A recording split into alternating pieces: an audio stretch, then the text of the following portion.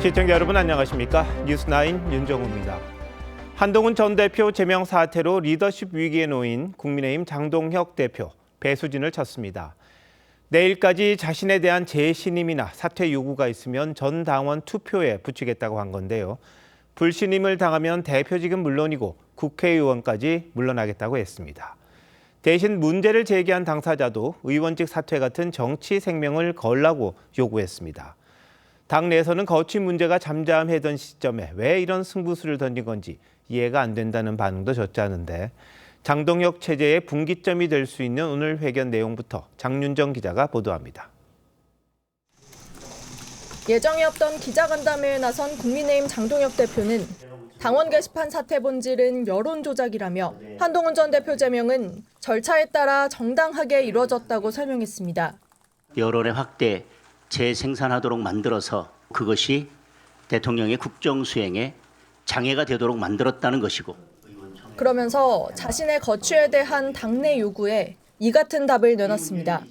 내일까지 누구라도 제 사퇴와 재신임을 요구한다면 저는 그에 응하고 전 당원 투표를 통해서 재신임하지 않는다면 저는 당 대표직에서 물러나고 국회의원직에서도 물러나겠습니다. 당원이 뽑은 당대표의 거취를 결정할 수 있는 건 당원밖에 없다는 건데 여기에 그치지 않고 일반 국민들로부터 선택받은 의원직까지 걸겠다고 나선 겁니다. 장 대표는 다만 사퇴나 재신임을 요구하는 국회의원이나 단체장도 상응하는 정치적 책임을 져야 한다며 상대방에게도 직을 걸 것을 요구했습니다. 지방선거 체제로 돌입하기에 앞서 거취 논란을 마무리 짓겠다는 의도로 해석됩니다. 앞서 당무감사위원회는 당협위원장 37명 교체를 권고했지만 장 대표는 힘을 모아야 할 때라며 판단 시기를 지방선거 이후로 미뤘습니다. 지방선거 기여 부분이 미흡하다면 재평가해서 다시 교체 여부에 대해서 결정하겠다고. 국민의힘은 민심 역주행 우려가 제기됐던 지방선거 경선 규칙도 현행 당원 투표 비중 50%, 여론조사 50%를 유지하기로 했습니다. TV조선 장윤정입니다. 장 대표가 던진 승부수에 대해 당내 반응이 그리 좋아 보이진 않습니다.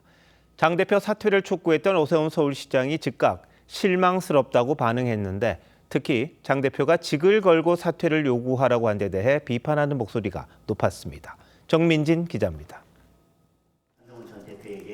장동혁 대표가 기자회견을 하던 시각 오세훈 서울시장은 토론회 참석차 국회에 있었습니다. 기자들에게 회견 내용을 전해들은 오 시장은 실망스럽다며 공인의 자세가 아니라고 지적했습니다. 참 실망스럽네요. 국민 여러분들이 국회의원직을 주셨고 시장직을 주셨습니다. 장동혁 대표의 인식을 고스란히 보여주는 거라고.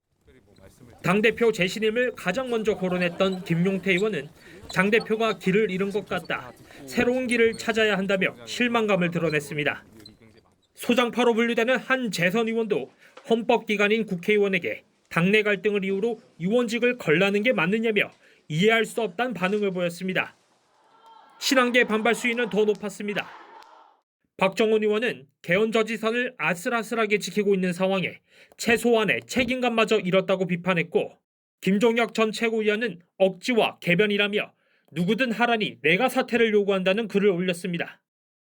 다만 박수영 의원은 장 대표의 정면 돌파, 지방선거 승리로 열매를 맺자며 호응했습니다. 장 대표가 자신의 거취에 대한 승부수를 띄웠지만 통합이 아닌 선택을 요구하는 방식이어서 내분 사태를 봉합할 수 있을지는 미지수입니다. TV조선 정민진입니다. 경찰이 강선우 의원과 김경 전 서울시의원에 대해 구속영장을 동시에 신청했습니다. 공천원금 1억 원 녹취가 공개된 지 38일 만입니다. 경찰의 늑장 수사, 봐주기 수사에 대한 비판이 커지자 뒤늦게 신병 확보에 나선 게 아니냐 이런 지적이 있는데요. 영장에 적은 혐의를 두고 또다시 봐주기가 아니냐는 논란이 나옵니다. 신정원 기자입니다. 공천 헌금 녹취가 공개된 건 지난해 12월 29일입니다. 어쨌든 그 1억 이렇게 그 돈을 갖다가 받은 걸 사무국장이 그렇게 보관하고 있었다는 거 아닙니까? 한번 저도 잘해주세요. 지방선거를 앞둔 지난 2022년 4월 당시 민주당 서울시당 공관위원이던 강선우 의원이 김경 예비후보로부터 1억 원을 받았다는 내용입니다. 김태우 전 강서구청장이 고발하면서 경찰 수사가 시작됐습니다. 경찰은 그동안 강 의원을 2차례, 김 씨를 4차례 소환 조사한 뒤 오늘 두 사람에 대한 구속영장을 신청했습니다. 녹취가 공개된 지 38일 만입니다. 강선우 의원한테 1억 원 공천 헌금 내신 거 인정하시나요? 저는 제 삶에 원칙이 있고 그 원칙을 지키는 삶을 살아왔습니다. 강 의원은 돈인지 몰랐고 바로 반환을 지시했다며 혐의를 부인하고 있습니다. 반면 공천 헌금이 아니라고 주장하던 김 씨는 강 의원 측 요구로 1억 원을 건넸고 공천 확정 뒤에 돌려받았다고 경찰에 진술했습니다. 경찰 관계자는 두 사람의 진술이 엇갈리는 데다 증거 인멸 우려가 있다고 했습니다. 이번 영장 신청에 포함되지 않은 1억 3천만 원 쪼개기 후원 혐의에 대해 경찰은 추가 수사를 이어갈 방침입니다. TV조선 신정원입니다.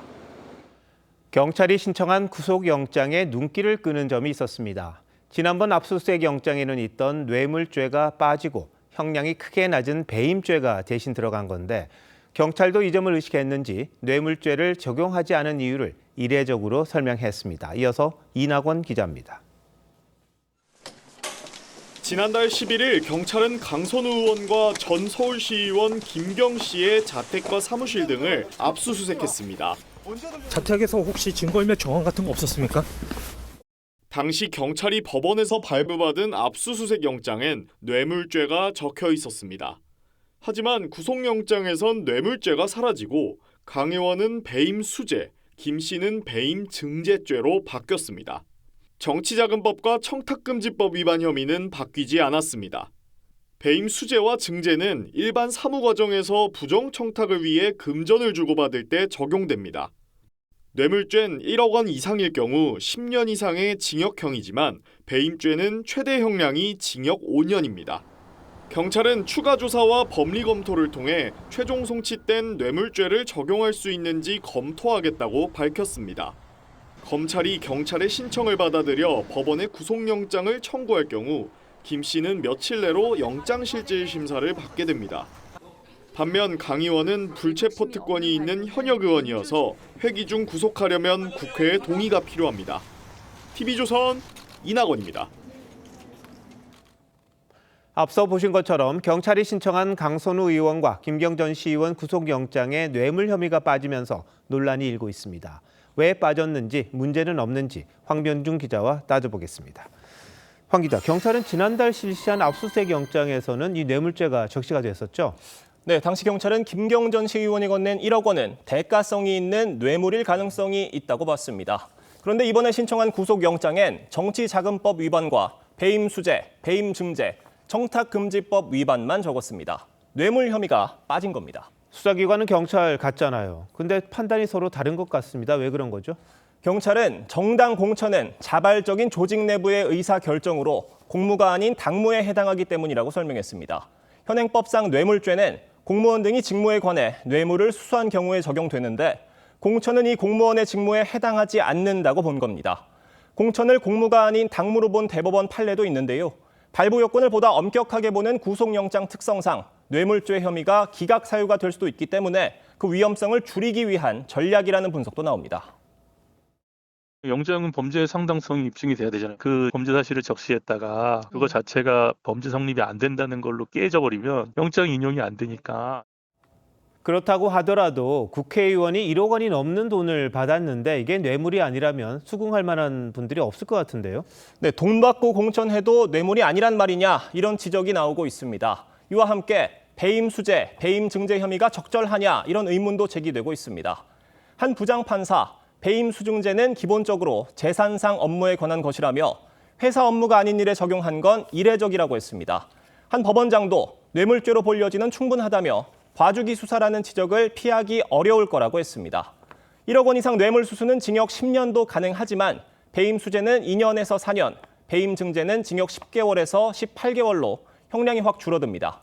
경찰은 공천과 관련해 배임 수재로 유죄 판결을 한 사례가 있다는 입장입니다. 앞으로 경찰 수사가 중요할 것 같습니다. 네, 경찰은 추후 조사를 통해 최종 송치 때 뇌물죄를 적용할 수 있는지 검토하겠다는 입장입니다.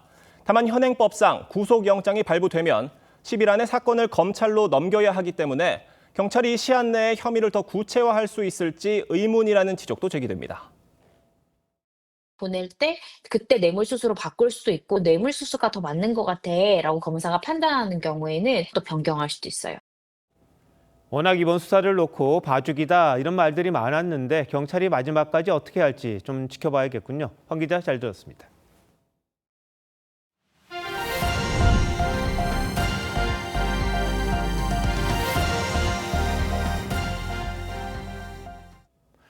부동산 관련 메시지를 연일 내고 있는 이 대통령이 다주택자에서 고가의 1주택자로 압박 수위를 높였습니다. 이른바 똘똘한 한 채로 갈아타는 것도 안 하는 게 이익일 거라며 세제 개편 가능성을 시사한 겁니다. 다주택자인 청와대 참모들도 잇따라 주택 매각에 나서는 분위기라는데 대통령의 지적을 잘 따르고 있는 건지 최지원 기자가 취재했습니다. 이재명 대통령이 오늘 새벽 자신의 SNS에 부동산 관련 기사를 공유했습니다.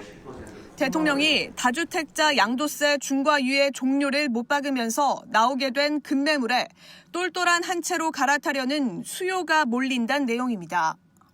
이에 대해 이 대통령은 주거용이 아니면 그것도 안 하는 것이 이익일 거라고 했습니다. 부동산 안정화를 위한 정부 방침이 투기성 수요로 번지는 걸 경고하고 나선 겁니다. 1주택 비거주자도 장기 보유 특별공제 혜택을 줄이고 보유세를 강화하는 방안을 시사한 거란 해석도 나옵니다. 앞서 김용범 정책실장도 10억짜리 한 채와 100억짜리 한 채를 똑같이 80%까지 공제해주는 건 조세 형평에 맞는지 논의해봐야 한다고 말한 바 있습니다. 이 대통령은 또 수도권 1극 체제가 망국적 부동산의 원인이라고 지적했습니다. 망국적인 부동산 문제의 근본적 해결도 수도권 1극 체제 타파에 달려 있습니다. 국가 행정 전반에 걸쳐서 지방 우대 또 지방 우선 정책을 제도화해야 합니다. 하지만 잇따라 매물을 내놓고 있는 다주택 청와대 참모들도 대체로 서울의 고가 부동산을 남겨두는 분위기입니다. 조성주 인사수석과 강유정 대변인은 서울 서초와 반포동 아파트 대신 세종과 용인 아파트를 내놨고 문진영 사회수석도 서울 용산 이촌동 아파트를 남기고 부산 주택 처분에 나섰습니다. TV조선 최주환입니다. 그런데 이 대통령의 SNS를 놓고 시장 혼란이 가중될 수 있다는 우려가 나옵니다. 갈아타기도 실거주가 아니라면 하지 않는 게 좋다는 식으로 말했는데 이미 서울 전역과 경기 핵심 지역은 정부 규제가 있어서 실거주가 아니면 갈아타기 자체가 불가능합니다. 계속해서 이유경 기자입니다. 지난해 11월 전용 84제곱미터가 40억 원에 거래됐던 서울 강남의 한 아파트 단지. 2억에서 3억 원 낮춘 다주택자 매물이 2건 나오자마자 곧바로 계약이 체결됐습니다. 30초 하나는 입주 걸렸고 하나 3일 걸렸나 그래서 바로 계약했어요. 매수 이유는 갈아타기 수요로 알려졌습니다. 실거주 하시는 실거주 아니면 거래 자체가 안 되는데 단지 내 큰 평수 옮겨가는 그런 분 되게 많아요. 평행이 다양해서. 서울 전역과 경기 핵심 지역은 이미 실거주 의무가 있는 토지거래 허가구역으로 묶여 있습니다. 다주택자의 급매물을 사는 사람도 실제로 살지 않으면 거래 허가가 나지 않습니다. 이런데도 이재명 대통령은 SNS를 통해 똘똘한 한 채 갈아타기라도 주거용이 아니라면 안 하는 게 이익이라고 언급했습니다. 이렇다 보니 실거주 아니면 사지도 못하는데 본인이 규제한 걸 까먹은 것이냐는 댓글이 올라오기도 했습니다. 너무 많은 멘트들이 나오다 보니까 시장에 여러 가지 왜곡된 시그널도 주고 오해를 하게 만들기 때문에 이제는 실무자한테 좀 넘겨서 정제된 제도화하는 게 좀 필요하지 않을까 생각을 합니다. 대통령의 SNS 정치가 부동산 시장에 혼란을 가중시킬 수 있다는 우려가 커지고 있습니다. TV조선 이유경입니다. 검찰을 대신할 중수청과 공소청 설치법 정부안에 반발했던 민주당이 의원총회에서 기존안을 대거 손봤습니다. 특히 이 대통령까지 나서 보안 수사권의 예외적 필요성을 언급했는데 공소청 검사에게 주지 않기로 정한 겁니다. 중수청에 검사처럼 신분이 보장되는 수사사법관을 두는 정부안도 받아들이지 않았는데 강경파의 목소리가 대거 반영된 걸로 보입니다. 한송원 기자가 취재했습니다. 지난달 국무총리실 산하 검찰개혁 추진단이 중수청, 공수청 설치법 정부안을 발표하자 민주당 강경파는 간판만 바꾼 제2의 검찰이라고 강하게 반발했습니다. 논란이 커지자 민주당은 20여일 만에 정책의원총회를 열고 사실상 정부안을 뒤집었습니다. 정부에서 입법 예고안을 냈지만 결국은 3권 분립에 의해서 최종 의사 결정은 국회에서 정해지면 그대로 우리의 당론으로 정부가 입장을 정리하지 않은 보안수사권은 공수청 검사에게 주지 않고 보안수사 요구권만 주기로 했습니다. 앞서 이재명 대통령은 보안수사권 폐지가 원칙이라면서도 예외적으로 필요하다고 했지만 반영되지 않은 겁니다.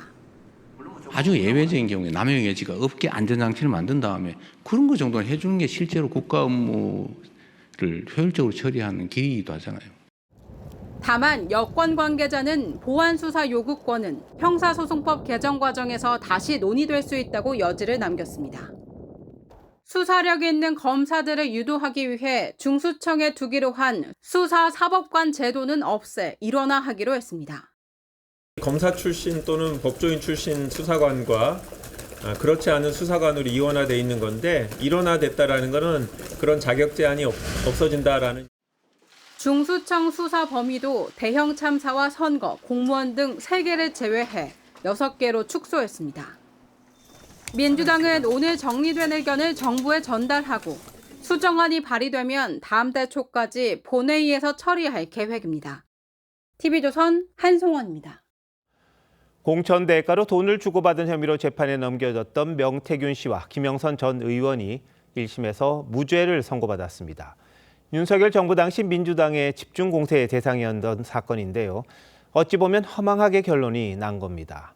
재판부는 주고받은 돈을 정치 자금으로 보지 않았습니다. 이성진 기자의 보도입니다.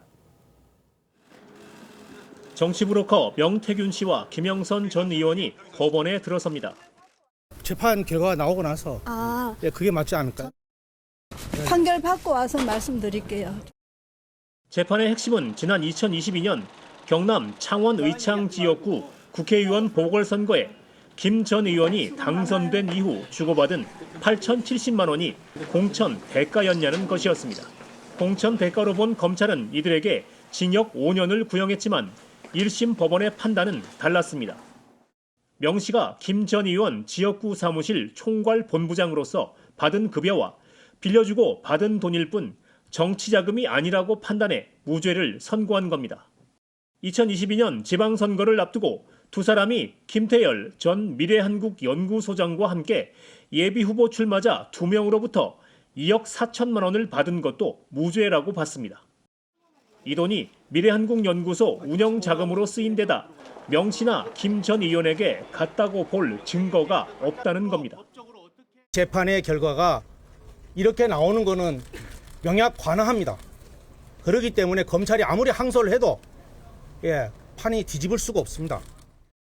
다만 명 씨가 수사 과정에서 처남에게 이른바 황금폰을 포함한 휴대전화 3대와 USB를 숨기라고 지시한 혐의는 유죄라고 판단해 징역 6월에 집행유예 1년을 선고했습니다. 검찰은 판결문을 분석한 뒤 항소 여부를 결정하겠다고 밝혔습니다. TV조선 이성진입니다. 정교 유착 의혹을 수사 중인 검경합동수사본부가 신천지의 광범위한 로비 정황을 보여주는 녹취를 확보했습니다. 문재인 정부 때인 2021년 검찰 수사를 막기 위해 민주당 의원을 통해 수원지검장을 요리해달라는 내용도 있었습니다. 신천지 관련자들의 녹취만으로는 로비가 실제 있었다고 볼 수는 없는 상황이죠. 합수본 수사 지켜볼 일입니다. 조유진 기자가 보도합니다. 정규유착 검경합동수사본부가 확보한 신천지 간부들의 전화 녹취엔 이만희 총회장 수사를 막으려는 내용이 들어있습니다. 2021년 검찰이 탈세 혐의를 수사하자 이자 근우 회장을 통해 당시 민주당 김혜재 의원과 신성식 수원지검장을 접촉하려 한 정황입니다. 김회재 국회의원 통해서 현 지검장을 좀 요리해달라고 말을 정확히 하겠다. 이 회장이 당시 국무조정실장이던 구윤철 부총리 접촉을 제안한 정황도 나옵니다. 이번 주에서 정장 입고 구윤철 장관을 만나러 가자고 하시길래 무턱대고 가는 건 걱정이 됩니다라고. 신천지 전 간부는 윤석열 전 대통령과 이재명 대통령, 정세균 전 총리, 김무성 전 대표 등 여야 정치권 인사들도 언급합니다. 합수본이 녹취에 등장하는 현 여권 인사까지 조사할지 주목됩니다. 윤 전 대통령 측과 정 전 총리, 김 전 의원, 신 전 지검장은 모두 신천지와 접촉한 적이 없다고 했습니다. 신천지 총회본부는 민영사 소송 과정에서 검찰 법원에 어떠한 로비를 하거나 청탁한 사실이 없다고 했습니다.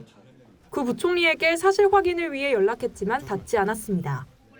이희자 회장 김 전 대표는 해명 요청에 응하지 않았습니다. 청와대는 TV조선이 여러 차례 전화와 문자로 반론을 요청했지만 답하지 않았습니다. TV조선 조유진입니다. 이재명 대통령이 밀가루 값이 비싸다고 지적하자마자 업체들이 재빠르게 가격을 내렸습니다. 앞서 생리대 회사들도 마찬가지였습니다. 과연 고물가를 얼마나 잠재울 수 있을까요? 임유진 기자입니다.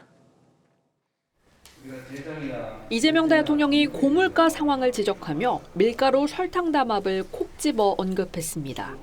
담합 때문일 가능성이 많죠. 국가 공권력을 총동원해서 반드시 시정하기를 바랍니다. 발언 직후 CJ제일제당은 설탕과 밀가루 가격을 최대 6% 내린다고 발표했습니다. 대한제분도 이달 초부터 밀가루 가격을 평균 4.6% 내렸습니다. 최근 검찰은 밀가루와 설탕값을 담합한 업체와 임원들을 무더기로 재판에 넘겼습니다. 생리대 제조회사들도 바가지라는 이 대통령의 지적 이후 부랴부랴 가격 인하와 중저가 라인 확대에 나섰습니다. 고급이라는 이유로 바가지 씌우는 거 좀 그만하시고 좀 가격 낮은 표준 생리대를 그런 것도 살 기회를 줘야죠. 다만 업계에서는 정부의 압박으로 인한 가격 인하가 반짝 효과에 그칠 수 있다는 우려도 나옵니다. 원래 받았던 가격들이나 고정비용이나 원가도 있고 마진율도 있고 사실은 이거는 인위적인 부분으로 해결되지 않는 부분이 있을 수 있거든요. 이명박 정부 때도 밀가루 등 52개 생필품을 집중 관리했지만 장기적으로는 오히려 가격이 더 오르는 부작용이 나타났습니다. TV조선 임유진입니다. 새벽 배송은 쿠팡 같은 온라인 플랫폼의 상징이었는데요. 이제 대형마트도 새벽 배송을 할 수 있게 될지도 모르겠습니다. 정부 여당이 유통법 개정을 추진하고 있습니다. 윤우리 기자가 보도합니다. 지난 2018년 쿠팡이 도입한 새벽 배송. 코로나를 거치며 쿠팡이 유통공룡으로 성장하는 원동력이 됐습니다. 2019년 7조 원이었던 매출은 2년 만에 21조 원으로 3배 가까이 뛰었고 2024년엔 40조 원을 돌파하며 처음으로 대형마트 판매액을 넘어섰습니다. 반면 대형마트는 전통시장 보호를 명분 삼아 도입된 유통산업발전법에 막혀 새벽 배송이 금지돼 있습니다. 규제 형평성 논란에도 꿈쩍 않던 정부와 여당이 13년 만에 제도 손질에 나섭니다. 규제 이 균형이 안 맞잖아요. 그래서 그 온오프라인 시장에 대한 상생 방안을 아마 조만간 마련하게 될 텐데 그거에 대한 논의가 있었다는 말씀을. 쿠팡의 개인정보 유출 사태를 계기로 입장을 선회한 건데 현행 유통법에 대형마트의 새벽 배송 허용을 추가하는 방안이 오는 8일 고위 당정협의에서 확정될 전망입니다. 온라인 플랫폼하고 경쟁하는 데 있어서 발목을 잡는 규제였는데 대형마트 입장에서는 여러 가지 다양한 서비스를 제공할 수 있고 더 수익을 창출할 수 있는 그런 기회가 될 것으로 보여집니다. 규제 완화가 현실화할 경우 전국 1,800여 개의 대형마트가 새벽 배송 시장에 가세하게 되지만 이미 전국적인 유통망을 갖춘 쿠팡의 아성을 무너뜨리긴 어려울 거란 전망이 나옵니다. TV조선 윤우리입니다.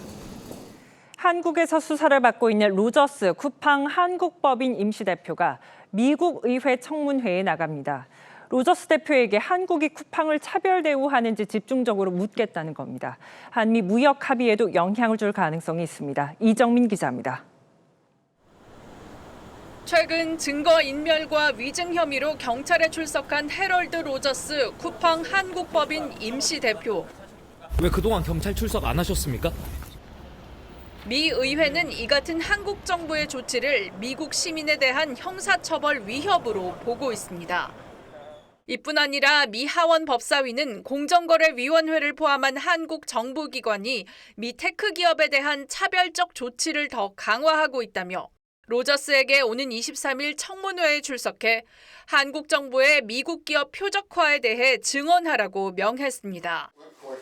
트럼프 행정부와 미 의회는 자국 기업에 대한 외국 규제에 민감하게 반응해 왔습니다. I'm hearing from companies in my home state of Washington, like Coupang, that Korean regulators are already violating these commitments. 이재명 대통령의 쿠팡에 대한 강력 제재와 고액 벌금 요구 등을 제시하며 한국 정부가 미국 기업을 차별하지 않고 불필요한 장벽을 제거하겠다는 약속을 위반한 것이라고 주장하고 있습니다. 더욱이 트럼프 대통령의 급작스런 관세 인상 발표와 맞물리며 청문회 파장이 만만치 않을 것으로 보입니다. 로저스 대표는 국회 위증 혐의 등으로 내일 경찰에 다시 출석합니다.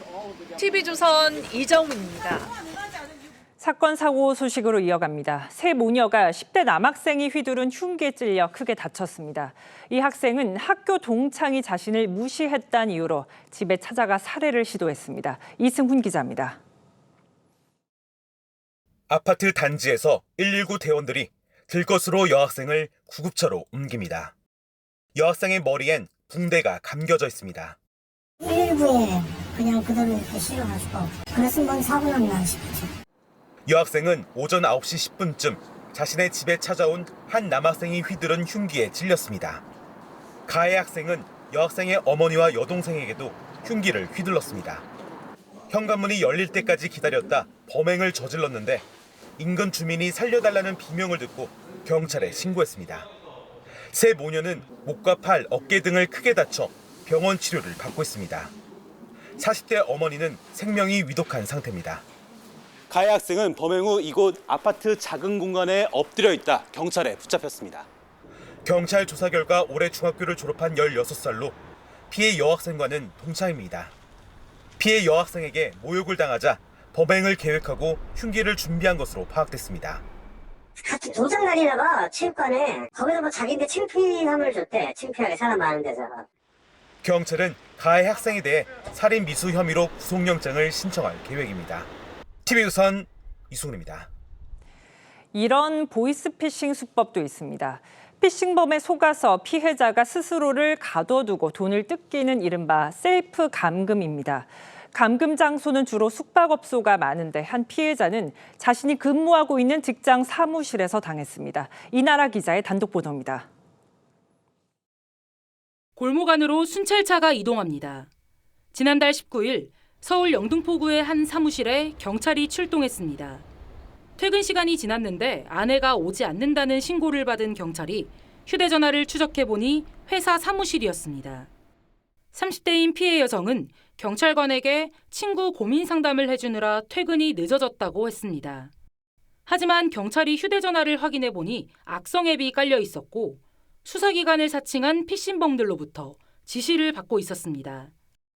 당시 사무실은 직원들이 모두 퇴근한 후였는데 피싱범들은 피해자가 혼자 있는 상황을 노려 사무실 밖으로 나오지 말라고 협박했습니다.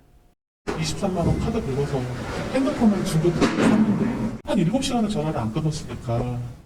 경찰이 악성 앱을 삭제하고 휴대전화를 초기화해 금전 피해는 발생하지 않았습니다. 지난해 수사기관 등을 사칭한 보이스피싱 피해자 중 절반 이상이 2030 청년층이었습니다. 디지털에 능숙하고 많이 사용하다 보니까 범죄의 표적이 되는 횟수도 늘어난다고. 경찰은 수사기관이 감금 조치를 요구하는 경우는 없다며 주의를 당부했습니다. TV조선 이나라입니다. 주민센터에서 한 남성이 난동을 부리며 다짜고짜 직원을 폭행해 경찰에 붙잡혔습니다. 수갑을 차고도 박치기까지 하며 멈추지 않았습니다. 가정폭력 신고를 받고 자신의 집에 찾아온 직원이 마음에 안 들었다고 합니다. 하동원 기자입니다.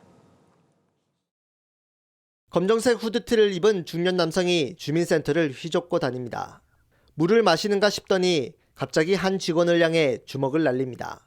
다른 직원들이 말려보지만 분이 덜 풀린 듯 줄곧 위협을 가합니다. 경찰이 출동해 남성에게 수갑을 채우자 이번엔 박치기까지 합니다. 폭행당한 직원은 결국 뒤로 넘어졌고 끝까지 머리로 이렇게 저를 받아서 제가 화분으로 넘어져가지고 저는 화분이 깨지는.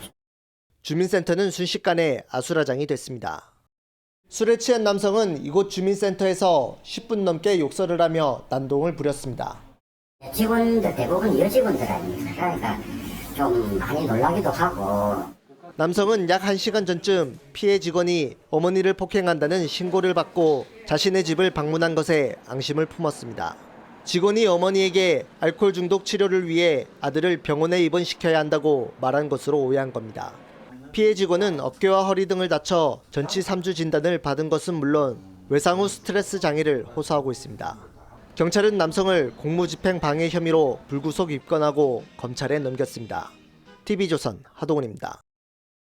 공항 환승객들은 다음 비행기 시간까지 지루하게 기다리곤 하는데요.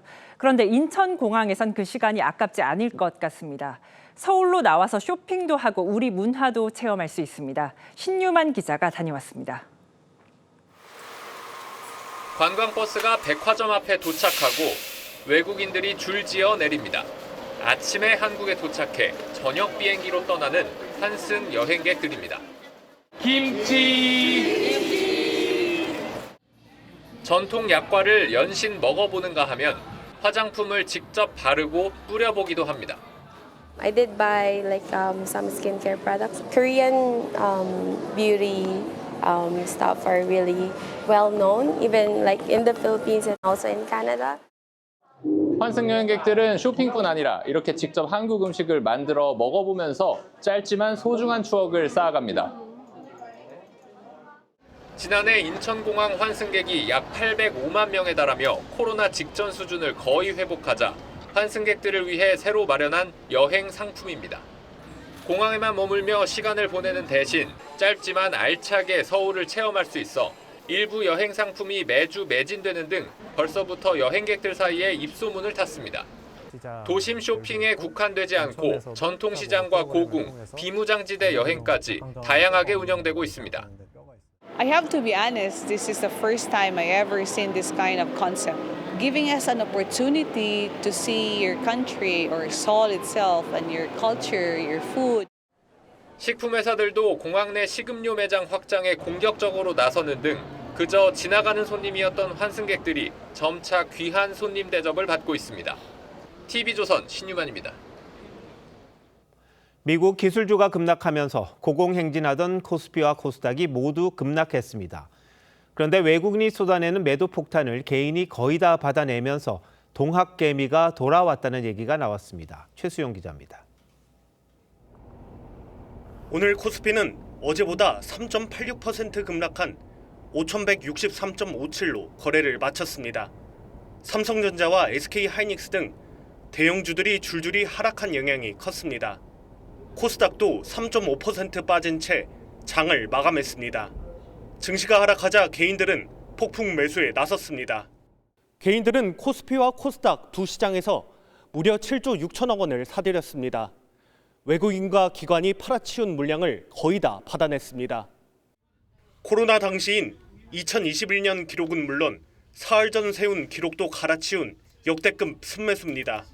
전문가들은 우리 증시 상승 기대감이 여전한 만큼 개인들이 주가가 빠질 때마다 매수 기회로 삼고 있다고 진단합니다. 수급이 장기적인 측면에서 잠깐 나왔다가 들어갔다 하는 측면이 아니고 주식시장으로 머니무브가 일어나고 있다. 반면 본격적인 조정의 시작이란 분석도 있습니다.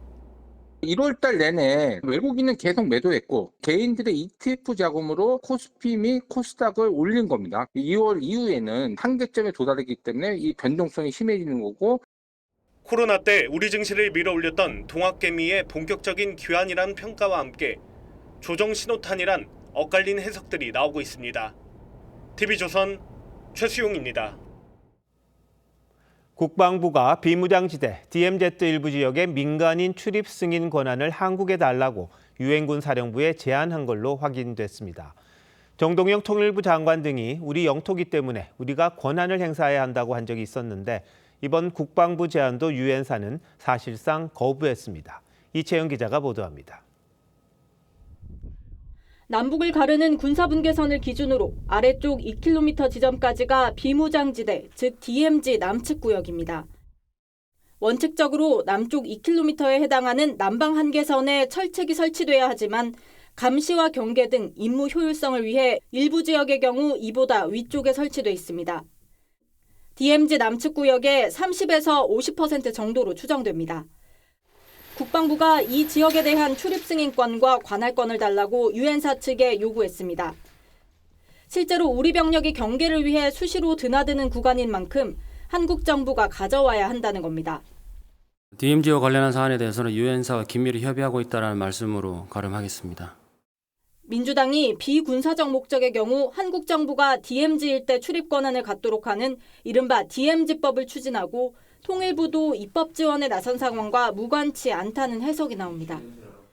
파주 철원 고성에 DMZ를 들어가는 구간이 24년 중단되었습니다. 재개방을 추진하겠습니다. 앞서 DMZ법에 대한 반대 의사를 분명히 했던 유엔사 측은 기존 입장을 봐달라며 국방부 제안 역시 부정적인 입장을 밝혔습니다. 유엔사는 지난달 대한민국이 DMZ 출입 승인 권한을 갖는 건 정전협정에 정면 충돌하는 것으로 유엔군 사령관 권한을 과도하게 훼손하는 것이라고 일축한 바 있습니다. TV조선 이채연입니다. 최근 미국 그래미 시상식에서 블랙핑크 로제와 브루노 마스가 함께 오프닝 공연을 펼쳤는데요. 브루노 마스가 자신의 SNS에 이 공연 모습이 담긴 한국 기사를 올렸는데 여러 흥미진진한 해석이 나오고 있습니다. 신은석 기자입니다. 팝스타 브루노 마스의 인스타그램, 조선일보 일면을 찍은 사진이 등장했습니다. K-팝이 그래미 문을 열었단 제목의 기사에는 로제와 브루노 마스가 시상식 오프닝에서 히트곡 아파트를 부른 사진이 실렸습니다. 아파트는 본상 포함 그래미 세계 부문 후보에 올랐지만 수상은 불발돼 아쉬움이 남았습니다. 브루노 마스는 로제와 피자 먹는 사진을 올리며 주최 측에 즐거운 시간을 갖게 해줘 감사하다는 인사를 적었습니다.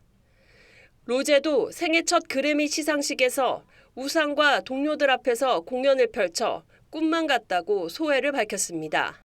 그래미 측은 시상식 전부터 로제의 공연을 홍보했습니다. 짱이가 좋아하는 랜덤 게임. 아파트 아파트 아파트 아파트 아파트. 두 사람의 공연은 팝스타들까지 일어나 따라 부르는 등 흥을 주체하지 못하는 광경이 연출되며 화제를 모았습니다. 이번 시상식에선 캐데헌의 골든과 로제의 아파트가 기대를 모았던 본상 수상에 실패하면서 보수적인 그래미의 벽을 보여줬다는 비판이 제기되기도 했습니다. 일각에선 브루노 마스의 의미심장한 게시물에 대해 K-팝에 대한 존중을 표한 것이란 분석을 내놨습니다. TV조선 신은서입니다. 1500년 전 백제시대 왕궁에선 어떤 음악이 울려 퍼졌을까요? 백제의 마지막 수도 충남 부여에서 대나무 피리가 발굴됐습니다. 우리나라에서 발견된 가장 오래된 관악기입니다. 류주현 기자입니다.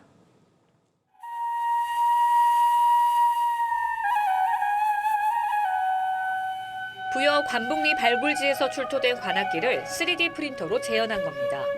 삽이 백제 왕궁 발굴 조사에서 대나무 재질의 관악기 횡정 한 점이 나왔습니다. 탄소연대 측정 결과 568년부터 642년 사이로 삼국시대 최초, 현재 존재하는 가장 오래된 관악기입니다. 네, 특히 백제 조당 인근에서 발견된 횡적은 가로로 부는 관악기로 우리의 전통악기, 소금과 유사합니다. 지금 우리나라에서 그 관악기가 삼국시대에 확인된 예가 없습니다. 백제 사비기 왕궁의 가장 핵심지에서 7세기대 관악기가 나왔다는 그 자체가 문자를 기록한 나무 목간도 무더기로 나왔습니다. 인사기록과 재정장부, 행정구역 개편 등을 담은 목간 329점은 국내 단일 유적 최대 수량이자 사비백제의 가장 이른 시기 자료로도 평가됩니다. 네, 이번 유적에서 중요한 것 중에 하나가 국내에서 가장 많은 수량의 목간이 출토되었다는 점이고요. 고대의 실물로 된 목간 악기가 나온 것은 이번이 처음이기 때문에 여러모로 의미가 깊다라고 생각합니다. 이번 발굴이 사비백제의 정치와 행정, 음악 문화까지 입체적으로 이해할 수 있는 계기가 될 것으로 보입니다. TV조선 류주현입니다.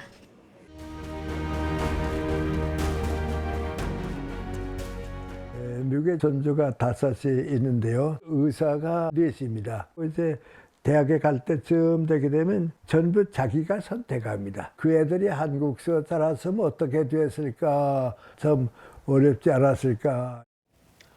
100세를 넘긴 철학자 김형석 교수의 질문이 인상적입니다. 한국에선 대학 갈 때까지 뼈를 갈아 공부한다. 대학 가선 뭘 할지 사실상 선택권이 없다. 미국 교육은 좀 허술한 듯해도 각자의 선택이 우선시됩니다. 꿈도 꾸고 말이죠. 네 위, 내 밑으로 다 생활관 뒤로 짚어. 신병들 일어나. 고참들도 다 너네 잘 되라 그러는 거니까.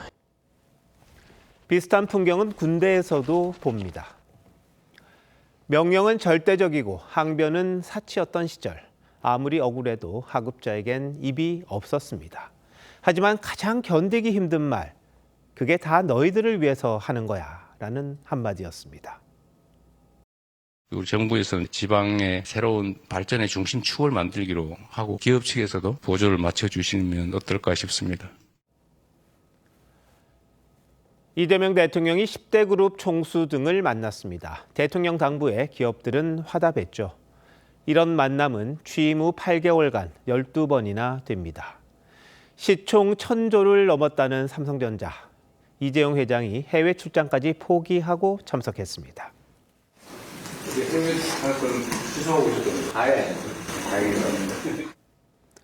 회의 시간은 2시간 정도. 기업이 부담을 지는 자리였는데 자기들 애로라도 말했을까 싶습니다. 글로벌 경제 전쟁은 한창인데 이렇게까지 해야 할 일인가요? The American economy can be a mighty engine for progress, a mighty force for good in this world. But we have to leave it free by excessive government. 경제는 정치가 잠잘 때 성장한다고 합니다. 경제는 상업적 합리성으로 움직이는 게 정상입니다. 정부가 할 일은 기업의 얘기를 귀담아 듣고 기업하기 좋은 환경을 만드는 겁니다. 한편에선 노란봉투법과 중대재해처벌법 등을 강화하고 만들고 한편으론 투자와 일자리를 당부하는 건 어찌 보면 모순입니다. 2월 5일 윤정호 앵커 칼럼, 족쇄차고 뛰어였습니다.